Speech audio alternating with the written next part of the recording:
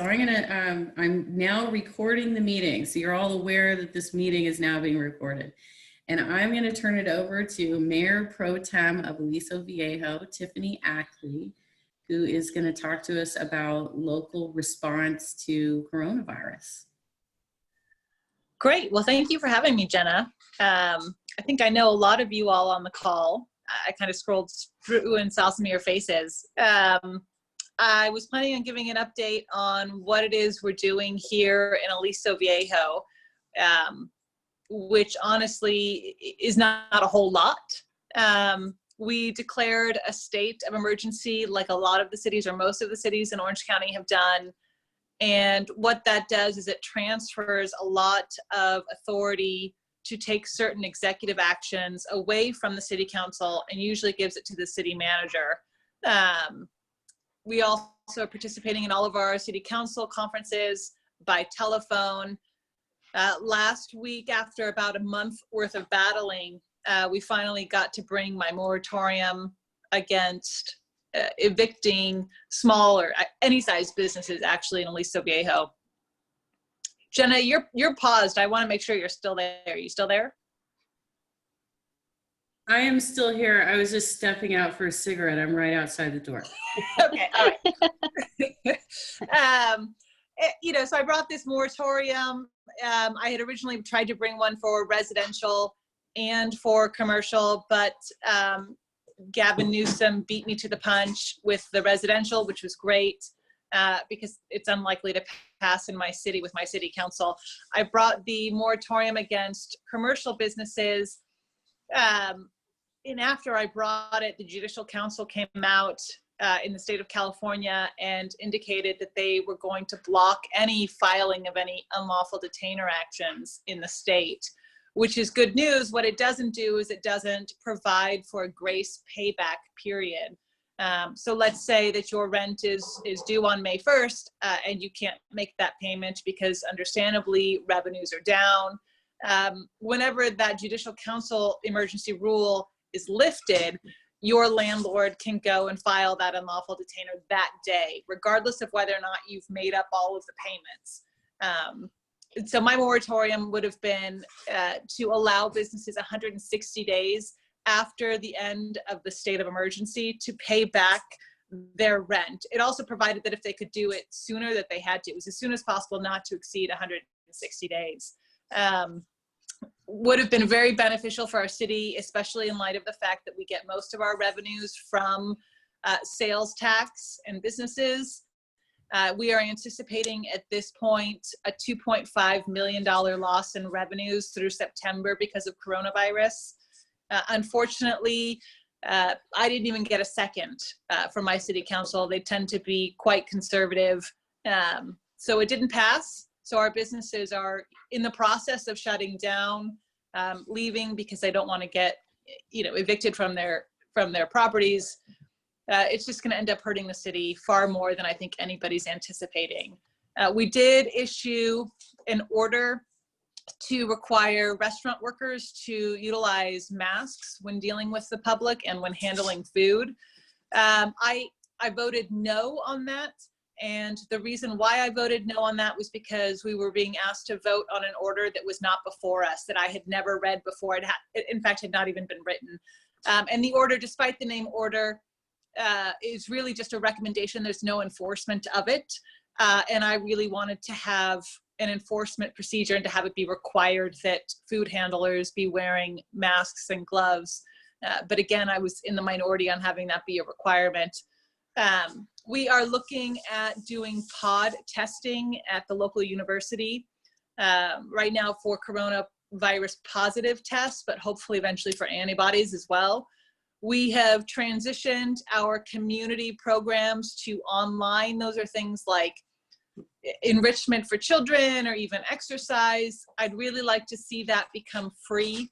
Right now you have to pay to use them. We have in Aliso Viejo, like a lot of cities, we've got a very sort of underprivileged pocket that really utilized those services before when they were free, and I don't want to leave them out in the cold. We have closed our parks. We are asking the public to wear masks out side anywhere they go. But in terms of just the local response, that's what we're doing. My big concern not only is first and foremost the health of the residents, but also just looking forward and keeping in mind how this is going to impact us in a year from now, and how this loss in revenues is going to impact us in particular, because it's going to be with taking away from a lot of the abilities we have to keep our infrastructure up to date. We have, the city of Aliso Viejo is a rather small city, and we have a general fund, which seems plentiful, but when you look at the numbers, we have only 3.3 million that are unassigned. And when you look at that and you compare that with the 2.5 million in expected revenue loss, it would only go through September, that's quite problematic. So I ironically have found myself in the past couple of days almost taking on a bit of a conservative position, being the one advocating for, look, we've got to make sure our businesses are doing well and that they're staying healthy, because we won't be able to provide these services for anyone if we go bankrupt. But I am interested in hearing from you all, and I don't think that any one of us is as smart as all of us. It's something I say often. And if you guys have any ideas about what it is local cities can be doing, I am more than happy to take ideas, because, at this point, I've tried what I can. I'm running out of ideas on how to approach this situation. I don't know if Jenna's back, if we've got anybody who wants to say anything. I'm here. I got stuff. I got things I want to say. I know I myself am concerned about this, as well as some of my friends have discussed this as well, that stopping the rent payments and stopping the mortgage payments. So this is two different things. The mortgage payments, I think, is coming at the state level. The rent payments is coming at the city level, right? Because no, hold on. So you have the state level that issued a moratorium, and it's not for not having to pay rent, right? It's just for, you can't evict somebody if they cannot pay their rent. So that's kind of our concern right now, is what can we do to make it that the payments get deferred, so that they're not in 3 months getting hit with a bill for 3 months worth of rent. Because if we set up a scenario like that, people are going to get evicted anyway, because they won't be able to afford 3 months worth of rent all at once. The answer would be, so Newsom's moratorium on evictions for rent, not for mortgage, it doesn't have a grace payback period built into it, but a lot of cities are doing that. Like Costa Mesa has done it, Fullerton has done it. I tried to do it in my city. So you can put pressure on the local city councils to pass that. And essentially what it would do is it would allow whomever, let's say somebody then is the subject of an unlawful detainer action, they're trying to be evicted, they can say, look, I was compliant, I was in compliance with this city ordinance. It's not a bulletproof thing, because at that point you're already still theoretically in litigation, but it helps. Any way we can help is sort of what we're looking at. But that's the way to get a grace payback period, is either to advocate for it statewide, and I don't think that will happen, only because they've already issued a moratorium on evictions and they would have included that, but also to pressure your city council. I mean, I know that you guys are all activists and you've probably heard this a ton, but I am telling you, as a city council person, your emails are powerful. When they, when my motions or my items get read into the public and I get 20, 25 emailed public comments, and nothing else gets a single one, that is actually very powerful. So to the extent you can, if you want to see those kind of changes, email the city councils and indicate in your email that you wish this to be part of the public record and to be read into the public record at the city council meetings. Okay, and considering, and folks, there's a raise your hand button if you want to jump in, or you can unmute yourself and jump in. We don't have a ton of people on the call, so it's okay if you just jump in. But in regards to Aliso Viejo, because I've lived here for 10 years now, we've seen, even before this hit, even before the coronavirus pandemic hit, we were seeing a lot of businesses leave because Yeah. rents are skyrocketing. So is this not an opportunity for us to pressure our city council to issue a rent control? It could be. At this point, with the composition of the city council, that's just not ever going to happen. If the composition changes, particularly in November, that might be something that we could achieve. I could tell you now, if I brought something. Richard Hurt, by the way. Yes, I can tell you, if I would bring something on rent control right now, it would die 4-1. Much like the moratorium, I proposed it as well. There are lots of, unique and nuanced reasons why businesses in the town centers, specifically here in Aliso Viejo, tend to go out. And I'm happy to talk about that with you, Jenna. I don't know that it's really interesting to everybody else on the call, but, in terms of rent control, traditionally it's done for residential. It's not necessarily usually done for commercial. But at this point, it is South Orange County, and I've got, a 4-1 board essentially. That's how that would roll. Something that could pass with a conservative board because it is pro-business. You know what I mean? Right. Well, that's, and that's what I would have thought. I would have had support for the moratorium because it would be looking to protect our sales tax revenues and our businesses. But I was very wrong. Well, yeah. Does anybody else have any questions about local response to coronavirus? I do. Well, I do with the rent thing. We had a big a lot of conflict in Irvine. We have a conservative, mostly city council as well. We had Melissa Fox was, as a lawyer, I think she was looking at it with a different perspective from the other people. They were all looking for like a gentleman's handshake type of agreement with Irvine. What is it called? The Irvine Company. And wasn't really getting anything solid. And the rest of the city council seemed fine with it. And Melissa Fox was pretty much gaslighted, both because she was on Zoom call. She didn't want to go. And I don't know if you guys know, but her husband is immunocompromised. So she really didn't want to go to the city council. And they made it seem like she was just being super difficult, and that they all kind of ganged up on her. And I don't think that, I actually don't remember. I just got really frustrated. But I did send in a letter asking for a moratorium, and they actually got mad at her and said that she was misinforming the public, and that they already had an agreement with Irvine City Council. And even within DGI, it seemed to be, even among Democrats, even among progressive Democrats that I know, they were split. And I felt like it was like a personality thing, because Farrakhan is very popular, which I understand. She's been a Democrat for a long time.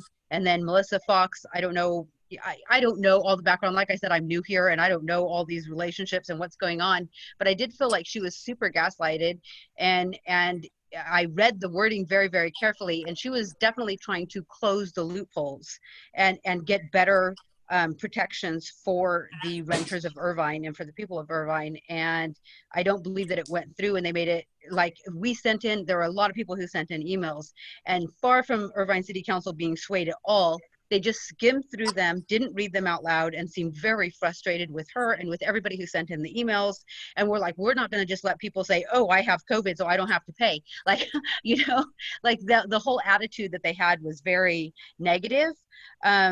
So I don't know what can be done about that. Like you're saying, like possibly having, I know that statewide there's some things, but I think we really need to push statewide, because I believe there's a lot of conservative pockets, a lot of places like Irvine, like where you are, where individuals cannot push hard enough. It won't work because they have relationships with the companies and whatever else. So I think going back to what you said about Governor Newsom, that he had a moratorium, but he didn't have the grace period. I think that we would be more effective at focusing and more successful and affect more people if we focused on Governor Newsom, actually, because he's more open to these sorts of things, and getting him to have like a gap payment period, because obviously people aren't going to be able to pay as soon as this is over.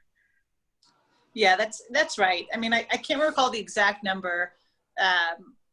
It might have been 6 million. A bunch of people on April 1st here in California didn't make their rent payment, precisely because of that. Because even if you don't have COVID, if you work in a restaurant, you're out of business. If you work anywhere else, you don't have any income. Yes, so advocating to Newsom, I think, would be a good idea. Also, assembly people, because they generally have a direct line of communication with Governor Newsom, but they're representing millions of people. Your city council is usually representing less than 100,000 people. I don't know all the specifics about what happened in Irvine. I know that there's always controversy there. I actually grew up in Irvine. There's always controversy there. And that's why I moved out. But it's not unusual for Melissa Fox or Farrakhan or myself or whomever, whenever we want something that everybody else doesn't agree with, to just tell us that we're being obstructionist or that we're being difficult or we're, misleading the public. And it's a very, very hard lesson to learn as an elected.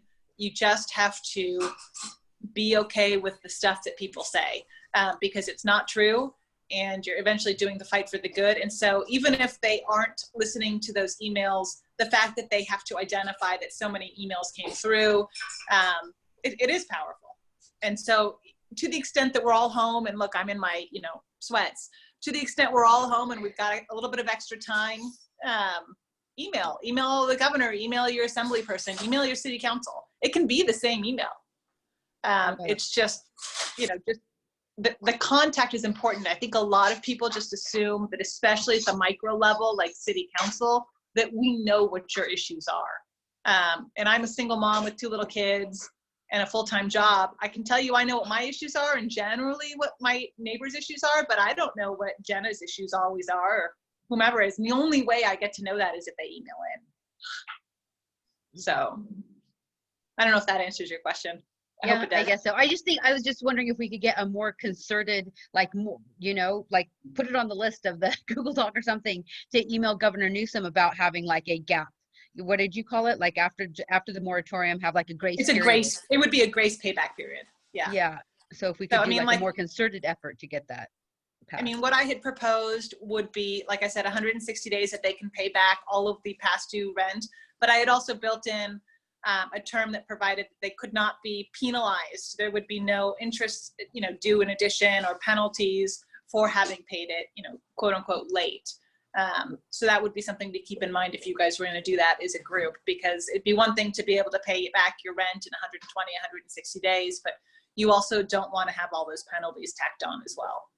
Right. And another thing, because my sister's in real estate, and another thing that she was saying was that maybe there could be verification, like you could use your paycheck stubs or whatever would have some kind of way for people to show, or some kind of, or at least claim, like, hey, I made under this amount during these months.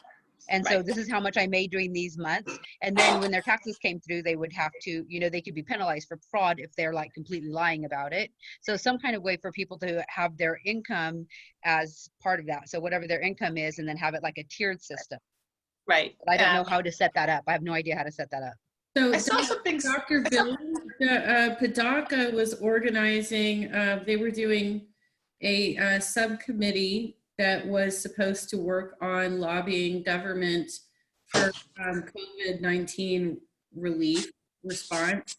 And I remember seeing a bunch of emails, but I was not directly participating in it, but I know that there were a few people participating in it. So maybe this is something that should be brought to that subcommittee so that they can consider it and start organizing action. Are you still on the call? Yep, I'm here. In fact, oh, you have your hand raised. Yeah. Yeah, just gonna jump in, virtually jump in the conversation, but thank you, Tiffany and Melissa. This is really good to be talking about these local issues, especially. I personally subscribe to the old saying that all politics is local, and that means that this transmits from cities all the way to the top too, right? So it's really the federal government that has the power to print money and act as the ultimate reliever of all of this economic distress that we have. So the state government may say, well, we can only do so much too, right? But certainly the feds have the power to relieve everybody on rent and mortgage relief in particular, and that includes small businesses as well as residential rent. So I'm just thinking, I'm wondering what else you think, Tiffany, you know, especially being on local city council, and I know your city is not big, as you said, it's what, about 46,000 population? Yeah, about 50, but around there, yeah. And it's a very vibrant community. I know I lived there for a short period of time near Soka University. Really, you know, kind of very tight, dense residential situation. And but I also know that in that area in South Orange County, it's kind of a breath of fresh air in terms of progressives and Democrats in general, which have been kind of traditionally excluded in the area around like Laguna Niguel, by contrast, is very conservative part of that part of South Orange County. But I'm wondering what else that we can do, say, as, you know, as neighbors and fellow community members, even if we're not in the city, to help, like, say, raise awareness about all of these issues that would provide relief to people. We're in healthcare, we're talking about a possible legislation from Bernie Sanders and Pramila Jayapal that provides healthcare relief for everybody during the period of the pandemic, which would pay for all healthcare, no more uninsured, no more underinsured. And that, you know, again, is relief. It'd be very expensive because we still have the waste, fraud, and abuse of private insurance and big pharma. But what else can we do to help raise awareness? Does the city sponsor, is the city, like you as a council member, do you have mechanisms by which you could sponsor awareness raising webinars and that kind of thing? Because I'd be glad to help if you do. No, that would be good. And not officially, nothing through the city do we have any official platform. For those of you who are my friends on Facebook, that's what I use as my platform. And it seems to be more or less effective. I have a lot of residents on there watching, but a webinar would be helpful. You know, I know that you and I had once talked a while ago about having you come and do a presentation to the city council. Once we're back in person at those meetings, that would still be good. In this time and age, it's hard to tell what the most effective way of communicating to everybody is right now. We were sitting in the city council meeting last week, and one of the things that the city council, or one of the things the city has done, is created this video to promote the local businesses that are still providing some services. And one of my colleagues mentioned, hey, why don't we go ahead and pay extra money and have it put on cable TV, right? And great idea, except I don't know that that was really taking into consideration who the target audience is. The average age in Aliso Viejo is 36. So it's right around my age. We don't have cable. We don't check the mail. You know, so, and then I know I'm saying everything that you know, but you got to consider the audience and figure out how to craft your message. But in terms of an official platform, I just use my personal Facebook page. I would think YouTube would be a better option than cable. Yeah, YouTube, TikTok, Instagram, Facebook, Zoom, all those things. But yeah, I mean, I could probably take a poll of the people on this call to see who has cable, and the vast majority probably wouldn't. Nor do most people in my city, I don't think, go check their mail. So I kind of feel like mailers are a waste, at least for a small, or at least for a younger city like mine. Especially not now. I check it like once a week and stick it in a bag in my garage and don't come back to it for a week. Yeah. So yeah, I just don't check it. Don't ever mail me anything. Okay. Do we have any other questions? Do you have any last thoughts there, Tiffany? No, I'm so impressed that you guys are meeting virtually. I know that these times are hard, so keep at it. I know that things are hard, and they're always hard, but they're even harder now. So thank you guys for meeting virtually and trying to stay active in the political community. Thanks so much for joining us, Tiffany. I really appreciate it. And yes, everybody check out Richard Hurt's website as well. And I saw that one of my volunteers, James Bacon, has joined the call. He is a phone banker and text banker. So James, I don't know when you joined, but if you missed Brenda Siegel's segment, make sure you go into the chat and look back for her information, because she's looking for phone bankers right now, and she has an important deadline to hit in May. So please check that out. All right, well, thank you, Tiffany. So I'm going to now transition to Melanie Nowlin, who was an organizer for the Bernie campaign in Georgia and South Carolina. And she has some more stories to tell us. And she gave me a heads up that she might drop some F-bombs. So you need to be ready for that. Melanie, take us away. I'm gonna try to behave myself, but I'm not terribly good at it, so I apologize in advance.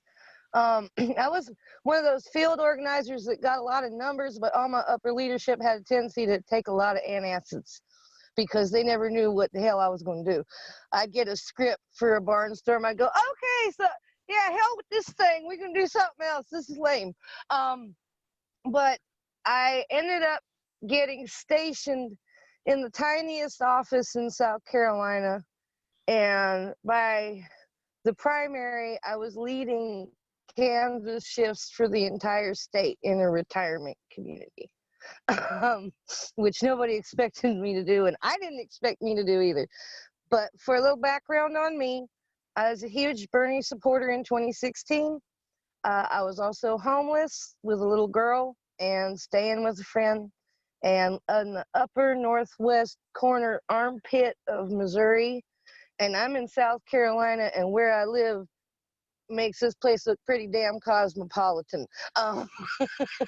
So I couldn't do as much as I wanted to do, and I was very involved. I was very active, and the one thing I could do was work with people on social media. That's one thing I had access to.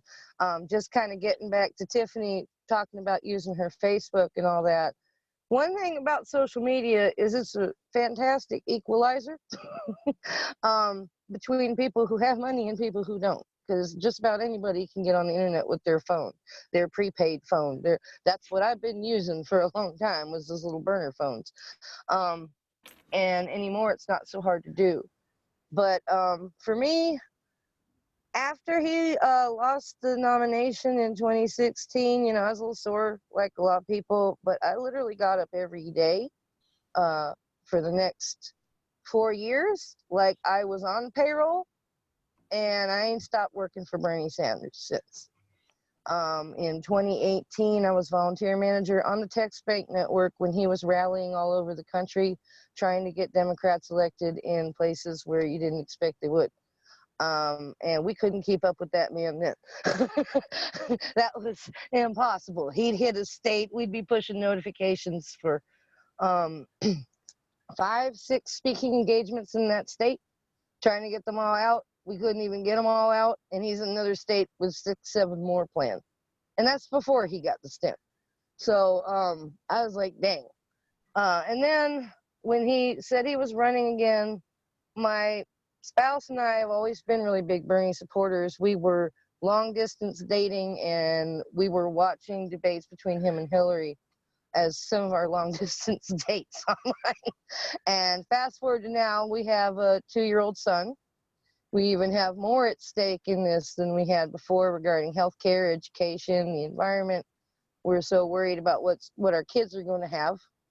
And I wanted to volunteer for Bernie.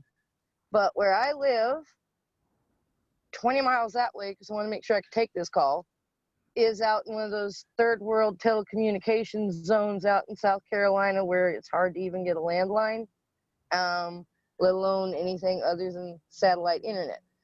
And then my spouse had recently been laid off, and where we live, you can't just take him 20-something miles for a job that don't pay hardly nothing. You can't afford the gas to do it.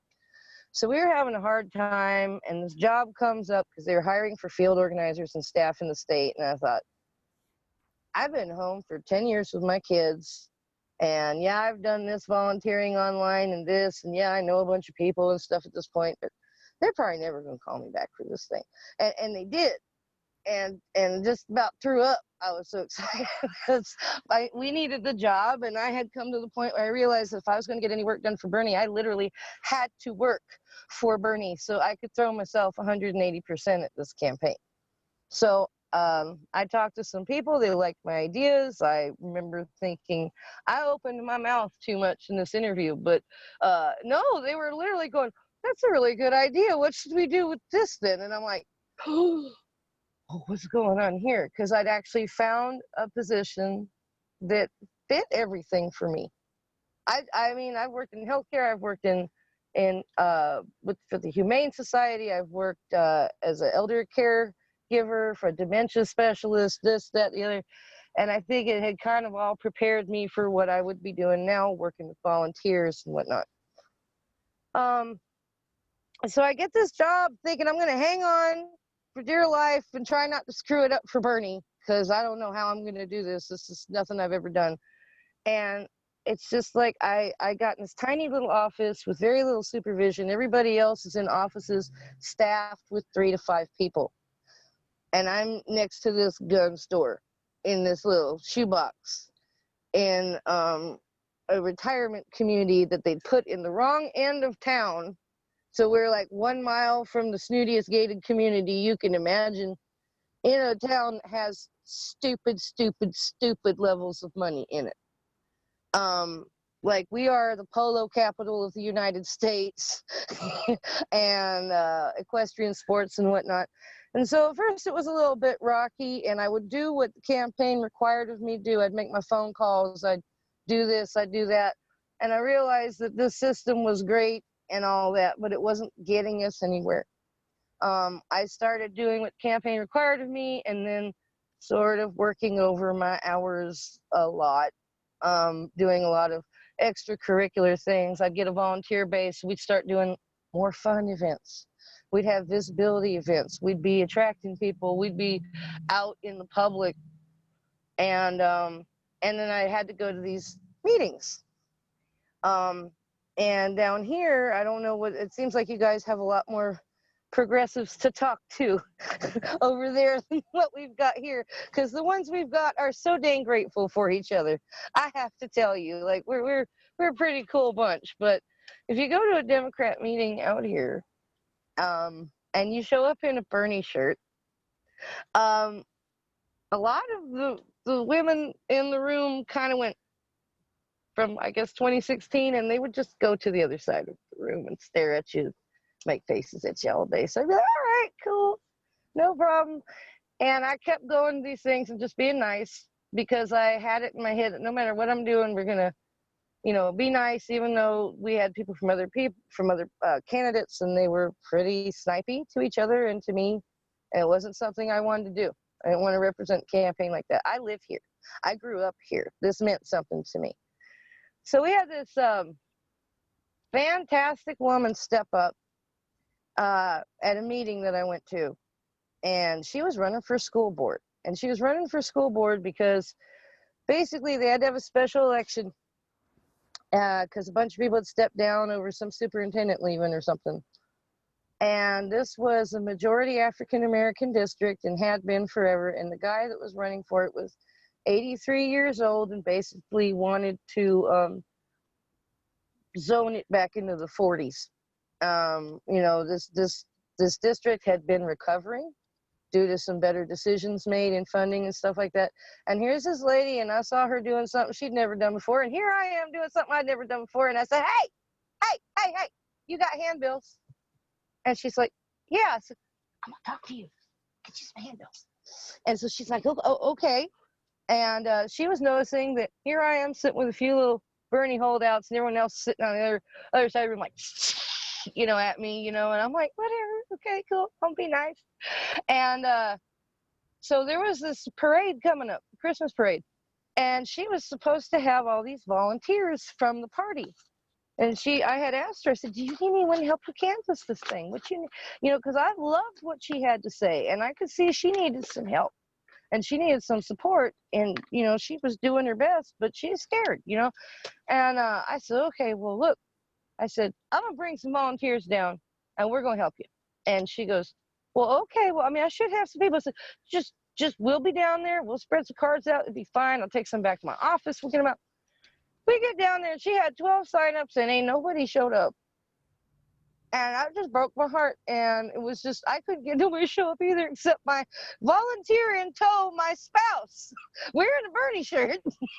I was like, get them cards. We got to get those. So we helped canvas for her. I called my volunteers up. I said, whoa, look, this is exactly where Bernie wants to be. Campaign calls me like, you're not really supposed to be doing that. I said, it's a local school board thing. What's it going to hurt? You're going to tell me Bernie wouldn't want us right here. And so he's like, well, okay, as long as you're canvassing for Bernie. I said, whatever, sure. And these school board races out here, we're lucky if they could get, 90 votes in a district. We're lucky if we can get that. It's usually like 40, 60, something like that. This lady won her district by 397 votes and had people out there sign waving for her all day. We had busted our butts on this. And while we did that, she sent some volunteers my way. We did a thing where we had our holiday party for volunteers, and we brought all these donations of stuff, and we stacked all these bags for something we called a blessing box. And what it is, it's an open pantry for people that can't eat, that don't have food, that don't have whatever. It's a big outdoor pantry. Hell, I've used them back when my little girl was really tiny. I've used them before. And so our holiday party theme was, okay, our campaign is about fight for someone you don't know, and tonight we're going to give to someone we don't know in Aiken. And we had this great thing. So we did all these like really awesome community outreach things. While everybody else is doing like these downtown galas, and I'm like, yeah, it's not our people. We have to pay to get into it. And what we started building there was a community with some purpose out of my volunteer base. So I didn't have this town that had all these good leads. Everybody that was around me that was, we were all a little competitive with each other. There's people that are stationed in Myrtle Beach and in Charleston and in Columbia where there's just colleges everywhere, just built up and stacked up aplenty. And I had like no real good leads out where I was at to speak of, not like these other people did. And I kept sort of keeping my people very close and looking for unique skills in them. And I wanted to build up leadership out of here, because one thing I was seeing around me from other campaigns, from people in my campaign, was people get very gatekeepy about things, and egos get big about, oh, well, these are my volunteers. And first of all, volunteers can pick up on that. They don't like it. Who would? Second of all, what are we doing this for? You know what I mean? Like, are we doing this so Susan over here can feel really important, or are we trying to actually model something that we want for the future? If we're trying to show our candidate, I don't care who it is, what are you modeling and what are you showing to your volunteers, and how are you bringing them on board? And so here in my little office, and everybody thought, oh, well, she's only going to have maybe 10, 20 people here every weekend. She's got it. Everybody else had 3 to 5 people. So I had to train my volunteers, because within a few months, I was running an average canvas shift of 200 shifts per Saturday. And that was just Saturday. And it was insane. It was absolutely insane. And so one day they tell me, right, probably about a week out from the primary, and I've been running around busy. I can't even look up anymore. I have my volunteers. I haven't been able to go canvassing in 2 months at this point because I have so many people coming at my door. I have trained my volunteers to train new volunteers, and we're just shipping them out and shipping them out and shipping them out and shipping them out. And I was like, yeah. And by the way, we have all this literature. Don't worry about the list. I'm like, what do you mean don't worry about the list? I mean, if it's not on the list, you don't have to knock it. Go ahead and stick some literature in that door. Let's go. And they're like, really? I'm like, well, isn't that more fun than going boo, boo, boo, boo, boo, and hopping around these neighborhoods? Or, oh, that door is not here, but, oh, this door is, screw all that. Just go down the street, paper people. Okay. And we started doing things like incorporating supplemental literature for people who maybe weren't going to be able or weren't likely to get on the internet and read about policies. We would actually print out those things about what is Medicare for All going to cost you, so that we could hand those out. And they weren't exactly campaign lit, but they were campaign approved. They're from our website. So we just did a little bit of extra work. We took a few extra steps here and there. And you know, they tell me, oh, well, Bernie Sanders is coming to your office. And I went, nuh-uh. That's exactly what I said. They, nuh-uh. And I was like, no, he's coming to your office. You'll be talking to advanced staff. I'm like, yeah, whatever, sure. So one of the things I had done to make things easier to network with people was I literally went to Vistaprint, and I ripped off a Bernie logo and I printed my own damn cards because it was easier than doing the phone dance with everybody. So I was like, here, while you have it, go ahead and add my name in your phone. So when I call you back, you know who the hell I am. And by the way, keep that, give that to somebody else. So one day I go and this guy comes in and I hand him my card, and he hands me a Bernie Sanders actual real card. And he was the National Advanced Staff Mentor. Oh, here's my fake card. Thank you for your real one. And he comes in, and I was scared to death. I was trying to talk him out of doing it here, because I'm right next to the All-American Firearms store where all the Trumpers come in and shop every day, and I've had to take some of their shit, even though the storekeepers had gotten really good at running those people off. And I don't have a back door for the senator to go poof out of. And I'm going, oh God, I want to see Bernie. I want my volunteers to know he wanted to be here, but I don't want something happening to Bernie at my damn office. Please no. And so I was scouting some other locations in town for him, and he told me to call him back the next morning, and I did, with a couple other options. And he said, yeah, so I've talked to up top, and we're going to definitely do it at the office. And I was like, why? And apparently at that point of taking a few extra steps, putting some more time in my volunteers, and just sort of creating a family environment there, we were apparently operating at 400% above what they expected to be ideal on numbers. And that surprised the hell out of me. And they said that the senator very much wanted to be here. So I'm sitting there thinking, on the one hand, oh yay, but more than likely I was just so damn excited for my volunteers, because they had worked so hard that I wanted them to know that they had done that work. And we had the best little rally you've ever seen. And like, we had 83 people show up that morning to campus when advanced staff was sitting here, and they're like, oh, this is beautiful. But they're kind of like, but get them the hell out, because we have to set up this stuff for the senator before he gets here. I'm like, yeah, cool, done. So I throw my hand up in the air, and I had a bunch of kids that I called Team Augusta, who are some of the most fantastic, hardest working people you'd ever imagine. And Daniel Rivera is one of them on this call, and he's married Audrey, who's an amazing organizer in her own right. And I just threw my hand up and I said, Team Augusta, front and center. And I'd been training them to organize. I'd been training them to do this. And I made them lead that 83-man canvas. I said, because you have to. I'm like, well, what if we can't do it? I said, you've been doing it. Get out.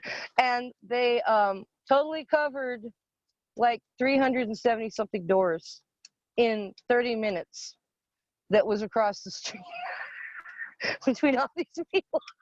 And then they had a brief impromptu Bernie rally, and a lot of them did a conga line up the street just to get up here. And the cops are like, these are the nicest crowd we've ever dealt with. And I'm like, yep, that's because they're Bernie people. And so transitioning from that into, we get to Georgia after that campaign, and we were literally allowed to be on turf for all of about 7 days. And then COVID hit. And we've been sitting here kind of going nuts till they suspended the campaign, trying to figure out what the hell we're supposed to do, when 90% of what you do involves getting up in people's faces. And it makes it significantly more difficult. to try to get anything going. But what my team Augusta did, and not me, them, is they were on the phone for 3 days, and they were getting together every COVID-19 resource in our area. Some of whom I'm pretty sure a lot of them got them all working with each other, which helps a lot when you've got areas over here across the Savannah River in South Carolina and areas over here, and they're trying to collectively create meals for drop-offs for people. It helps to get them connected. And they did this themselves. So they create this massive, massive resource list, and I had been given Augusta and Athens to handle, and Athens had done the same. So what we did is we got the state director who was telling us to make volunteer recruitment calls like it was nothing. It's like, oh yeah, and I'm like, okay, and she just kept doing standard volunteer recruitment calls, and at this point, within the last 3 days, at this point, we had gone from you can't go anywhere in groups of 50 to you can't go anywhere in groups of 10, and then a few days later, South Carolina said no more than 3 people at a time anywhere, which still surprises me considering South Carolina won't put any decent restrictions down on anything, and they're trying to kill us all down here. But people were scared shitless. Volunteers did not want to call people who were going through this stuff. And I didn't want to do it. And so our state director is going down the line, and you could almost feel the enthusiasm meter in our organizers just dropping. And she gets to me and she goes, okay, so you have this big volunteer base in Georgia. So what are we going to do? And I was like, yeah, well, we're not going to be doing that. And she's like, what? And I'm like, yeah, we're not doing that. Sorry. And she goes, what do you mean? I said, I mean, if you need to pencil me in a disciplinary meeting, go ahead and let's schedule that, because my people and I are unequivocally not going to be calling people up saying, oh, while you've got all this free time and you're not worried about much other than your own mortality, I'm going to need you to make some calls for Bernie. And I said, no. Now, what we've been doing is we have been calling people up using the phone banks, talking to them about what we can hook them up directly with and how we can help them. If they need help, if they're food insecure, if they don't know what's going to happen with Georgia Power as far as paying their bills or stuff like that, we had a very good resource list together. And then we thanked them profusely for talking to them. And we said that it was nice to be able to do something nice for them. And then we asked them if they want to make calls with us. And she goes, well, you've been doing that? I was like, yeah, that's my job, is to outreach people. We've been doing this. And so she's like, well, I mean, you need to be turning out volunteers. I said, I've got a volunteer base right now of reached out to about 290 something people, and I'd been 2 weeks on my job. And she said, well, how did you do that? I said, because we called them and asked them, how you doing? How's your mom and them? And so she goes, boop, boop, boop. I said, so, that's what we're doing. And she didn't say anything to me about it, except for she's like, well, we should forward that to national. I'm like, okay, whatever. And she did. And so a couple days later, we started getting the Solidarity phone bank. And it was not just me, it was a bunch of people in the field that were pushing for the same thing, because we had some upper leadership that was very much, okay, well, let's just go on like everything's normal. And we're like, no, there's nothing normal. We're working from home. We have more respect for people than that.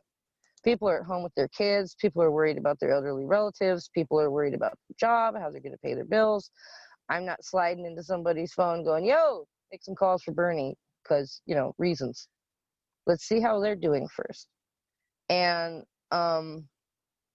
as far as digital organizing goes, that's where my focus has been in trying to encourage more mutual aid in specific areas and trying to get people hooked up with that.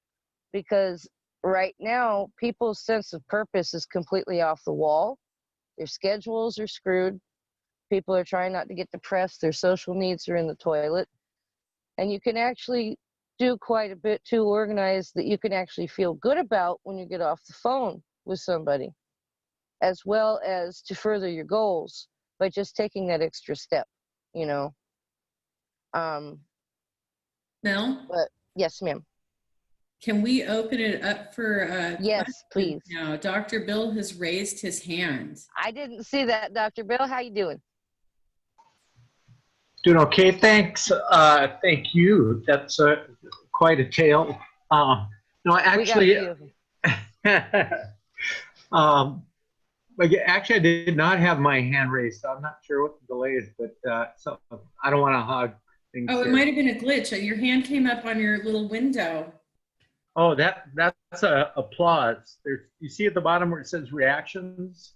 Oh, No. I got the applause from Dr. Bill. You got an Yay. applause, I yeah, didn't know that was a thing. which is not hard to do. Either, but thank you. I will chime in with thumbs up, like you see right now, or Oh, applause, okay, like you see yeah. right now. I don't Yeah, have my glasses on, sorry. lots of times during narrations like that. But I you know, I'm wondering, Melanie, if you see the opportunity since the primary, since all your hard work and your organizing, that's an impressive number of people, you know, your volunteer base. And I always measure, like candidates want to say, and you know, Brenda's still here with us. Candidates are always Brenda's told, awesome. Brenda is awesome. I don't even, yeah. So, you know, I'm they gonna always be tell, calling you, Brenda. there you go. But they always do, like in trainings and stuff. They always want to know how much money you raise, right? Like in Right. whatever time period and stuff, and who your endorsements are. And I'm like, nah. Right. You know, Because you what does don't that need any matter of that. to your average person anyway? That's right. That's right. Now, as What far as matters to me as a political junkie, you know, or if I was running a campaign or if I was running for something, would be how many precincts are in your district or your county or your 86. state, right? And of those precincts, how many of them have a dedicated volunteer? Not a precinct captain. They don't have to walk. They don't have to raise money. They are a dedicated volunteer, so that when you call them, you say, hey, we got to do this for Brenda right now. Right. You know, are they like 80, 90% likely to say, yeah, I'm on board because I know Brenda's cool, Brenda's hip, Brenda's what we need. So, Right. you know, to me, that's what I want to hear. How many of your precincts do you have a dedicated volunteer for? So Well- what do you think in terms of your organizing? Do you have that kind of volunteer force that you worked on? Well, right now I probably have about 140 people across the country I feel like I could reach out to at any point. We had a really awesome thing being part of a first four state strategy, in that we had all these people that were making Bernie journeys into our area. And it was kind of interesting because probably some of the most active ones that we had came out of DSA Memphis, and they hit us on the way down from Iowa. They were like getting ready to go home, and we're on this far end of the state, like directly across the Savannah River from Georgia. So they were like, okay, well, let's pop down and we'll do some canvassing here for these people and we'll go home. And they had such a good time with us. They stayed another day. And then they went home and told DSA Memphis about our little office. And DSA Memphis sent another delegation of 5 people the next weekend. And then the weekend after that. And then they came back when Bernie showed up. And so as far as my precincts went, I wanted to have that kind of precinct captain system. But while we might have dedicated voters in a certain area, you have to also think about where we are in South Carolina, and not everybody wants to be that visible. There were people that did some fantastic canvassing for me, but they wouldn't do it in one side of my county because they were afraid that they were going to run into people. And in the South, there is retribution for things. There was a little lady I helped in town about 6 miles from where I live out in Sticks, called Sally. Sally spelled with an E-Y. And there is a man out there that has been the mayor since I was 14 years old, and we moved over here from Las Vegas. The accent kind of stuck. I apologize. I'm born in San Diego. Um, but his name was Bob Sally. This is the kind of shit that only happens in the South, so forgive me here. So Bob Sally ran for mayor after the last mayor died, and that mayor owned every dang, building in Sally, and he willed it to the city of Sally so that when rents would be collected on it, it would go into city funds to try to improve and build upon the city. Well, this POS Bob Sally gets in the race, and he has a last name that's spelled the same name as the town. So for the last 25 years, everyone knows he ain't had no right to it, and he's been embezzling off the town, collecting them damn rents. He's got 3 adult children that have worked for some of the bigger industries in the area, and every damn one of them's been arrested and spent time in jail for embezzling. It's just a family business. And I knew he was an asshole, because I remember ever since I could remember this guy running around on a golf court telling everybody he's the mayor every 5 minutes. That's pretty much all he did, is the mayor. That makes money. And it was right before I got my job. It was in these little elections we had. And my neighbor was telling me exactly how dirty he was, because nobody had ever explained it to me when I was a kid. And I said, well, that's a hot mess. I went online and I'm looking in, like just local venues online where people are talking about stuff. And I figure out there is somebody trying to run against Bob Sally. It's this little lady named LaDonna Hall. And she's African-American female in her late 30s. And she said she wanted to run. And she said she wanted to make some improvements in the city. And, but she didn't want to have a damn cross on her lawn. And she ain't wrong about where she's talking about in that particular area. So I wrote her back and I said, well, you know what you could do? And she said, what? I said, you could actually just canvas, pardon me, I'm about to lose my mic here. Don't pull it out my ears. You could just canvas grassroots for a write-in campaign. Just avoid places that he gonna have friends. And then you could turn around and knock all these doors and tell him to come in and write in for you. In South Carolina, by law, we'll have to accept it. And then you could shark his ass right out that seat. And she goes, you think we could? I said, well, you determine where you're comfortable canvassing and knocking doors or not. I mean, there's going to be some neighborhoods you probably best not, because I'll run to Bob. And she said, okay. And I'll be damned if she didn't win by 40-something votes, which in a town that is basically one city block, that's pretty impressive.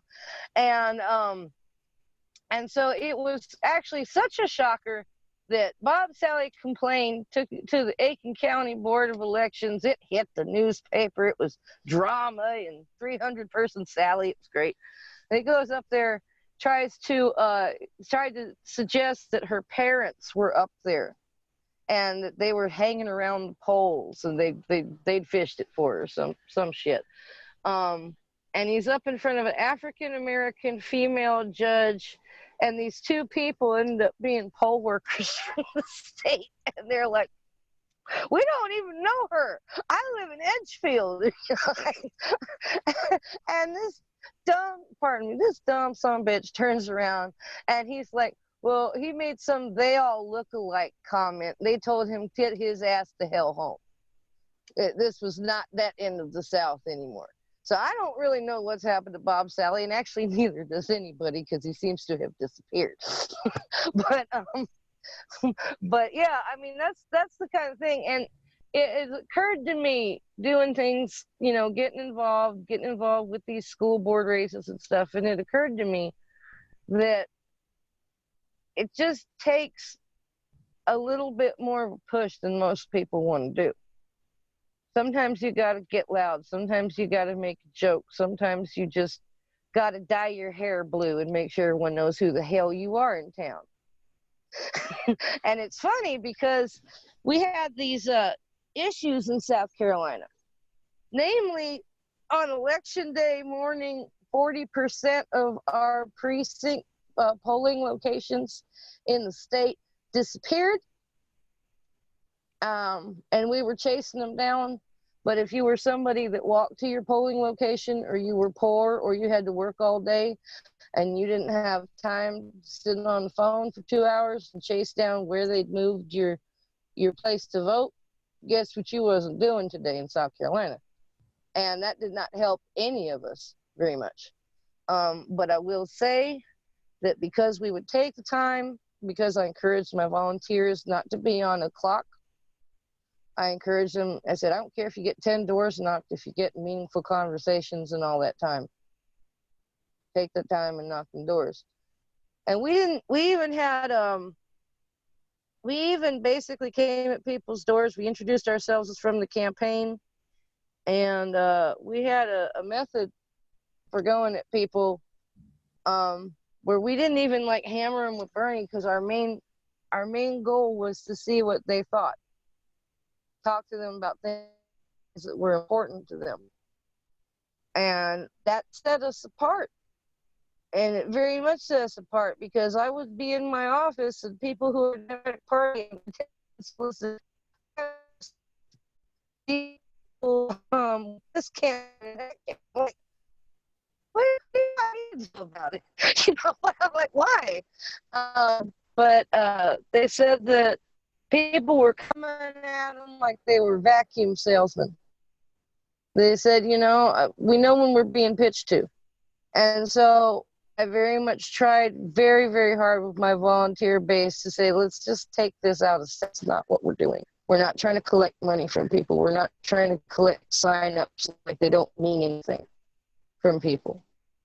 And we would take the time to actually, I said, I don't want you to go and talk to any of these people, especially the older people, unless you're going to treat this person like that's your grandma that you love.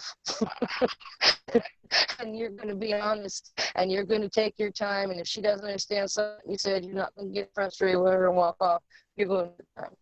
And people used to act like people have told me since before I started my job. Mel, That, Mel, well, yeah. Your bandwidth is getting pretty low right now. It's the weather. I apologize. But also, we only have about 5 minutes left. So I'm so sorry, honey. I'm sorry. oh no, you're doing great. You're doing fantastic. We love everything that you're telling us, but I do want to open it up if anybody has any. Yeah, please ask me questions. It'll be more useful. Yeah, I want to open it up if anybody has any announcements about upcoming activities or meetings that you want to share with us real quickly. We've got about 5 minutes left. Our next meeting is going to be the third Sunday in May, and I'm still working on speakers right now. So, but please share if you have upcoming meetings. Now is your 5 minutes. I'm speak on propaganda, so if you can put me on the agenda for that, just give me time. If that's, I'll leave that up to you. Just give me the amount of time you allow me, and I'll put together a presentation. Oh yeah, shoot me an email, just so you remind me. Okay, will do. Okay. Dr. Bull, what about your meeting coming up? Thanks, Joel. Real quick, the rest of Orange County, not South Orange County, like Central and North, our meeting is always the last week of the month. So watch for that. We'll post it on our Facebook page, which is Progressive Democrats America Orange County. And also we're having these twice weekly emergency healthcare town halls since the pandemic. We stepped up. We usually have a once a month meeting online. We've been doing Zoom for almost a whole year now, so we're pretty used to the Zoom format. And like I said, we did just have one earlier today. So we're having them Sundays and Wednesdays every day, 4 p.m. Eastern, 1 p.m. Pacific, and the information for that is at PDA Healthcare, Facebook PDA Healthcare page. Thanks. Thank you. And Mel, thank you so much for joining us this evening and for sharing your adventures on the campaign trail with us, because I know you have a lot more stories than what you shared with us today.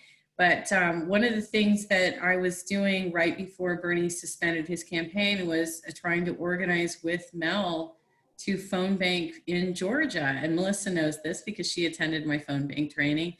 We Yeah, were but then I working never on a special customized phone bank that Melanie had created with her team of volunteers. And we were super excited to get involved in that.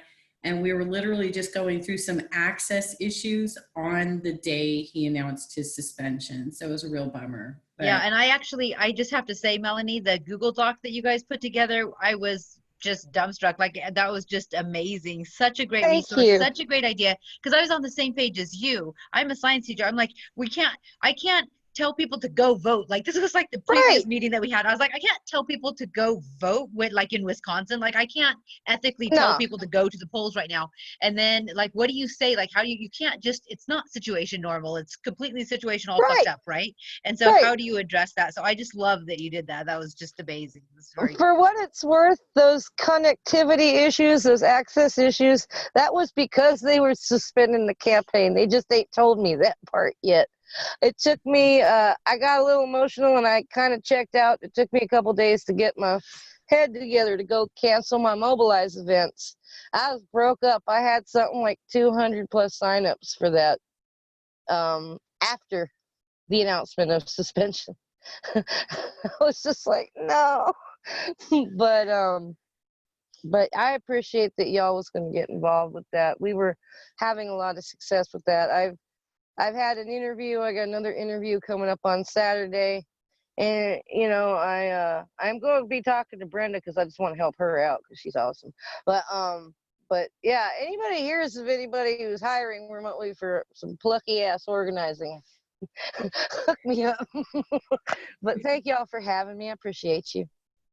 all right, thank you. Thank you all. Thank you, Brenda. Thank you, Tiffany. Thank you, Melanie.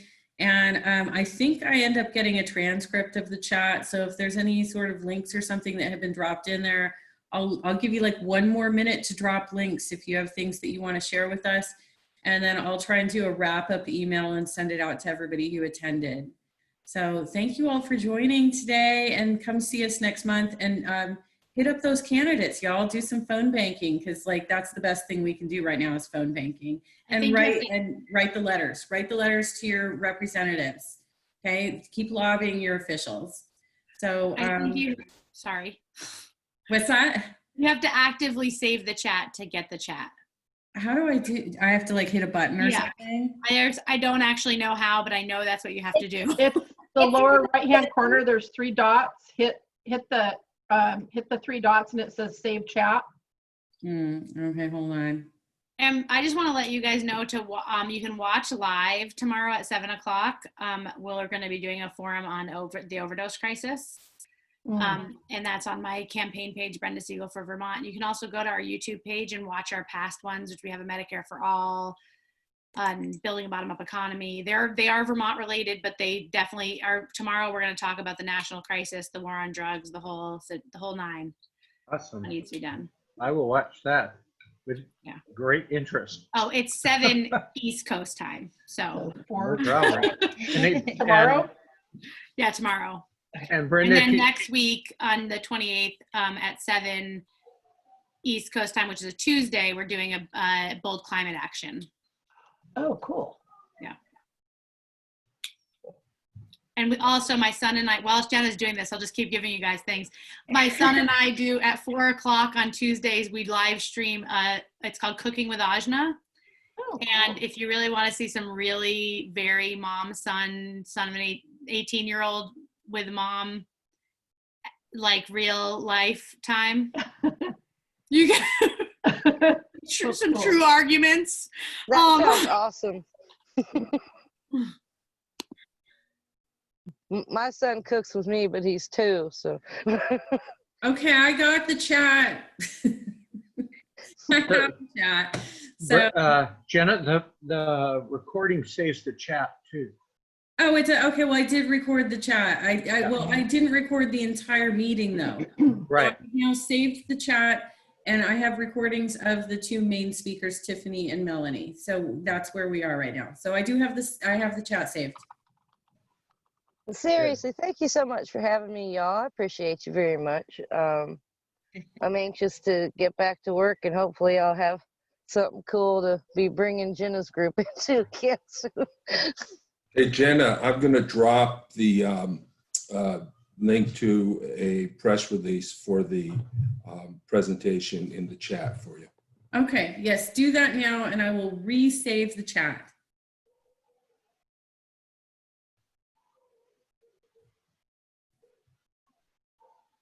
All right.